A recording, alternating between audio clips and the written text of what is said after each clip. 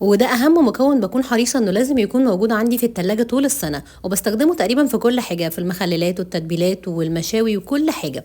النهارده هنعمل هريسه الشطه بكل سهوله وتفضل موجوده معانا طول السنه. واهم تريك في تحضير الهريسه هي اننا لازم بعد ما نغسلها اننا ننشف الفلفل بتاعها كويس جدا، ما يكونش فيه ولا نقطه ميه، لان اي نقطه ميه بتخليها ان هي تبوظ تماما. وانا بعمله بيفضل معايا في التلاجة من سنه وسنه ونص. وطبعا بنخلي البذر بتاعه جواه، لان البذر يعتبر من المواد الحافظه اللي فيه. بعد كده ببتدي ان انا اخد الفلفل بتاعي وبحطه جوه الكبه. تقدروا ان انتوا تفرموه بالمفرمه او حتى في الهون، لكن انا بفرمه في الكبه اسهل.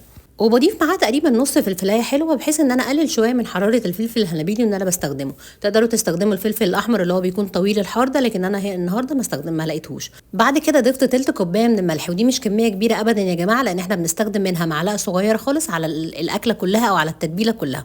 وانا بستخدم الزيت والملح كماده حافظه للهريسه بتاعتي، لكن مش بضيف الزيت خالص في الخطوه دي. ببتدي ان انا اضيفه بعد كده، بعد ما ببطل ان انا اضربه خالص في الكبه، بحيث ان انا احافظ على لون الهريسه بتاعتي يفضل طول السنه لامع، ويفضل زي ما هو كده بالظبط قدام. في تحضير المخللات دي كلها استخدمت جزء كبير جدا من هريسه السنه اللي فاتت، وبعد كده لما خلصت ابتديت ان انا اضيف عليها هريسه السنه دي اللي انا لسه عاملاها دي. طبعا يا جماعه مش قادره اقول لكم قد ايه بتكون خطيره وطعمها تحفه جدا. وطبعا استخدمتها كاساس لكل المخللات اللي انا هعملها. ابتدوا حضروا الهريسه علشان ان شاء الله الفيديو الجاي نعمل مع بعض كل المخللات دي، وهتلحقوا تحضروها وتاكلوا منها ان شاء الله في اول يوم رمضان. جربوها.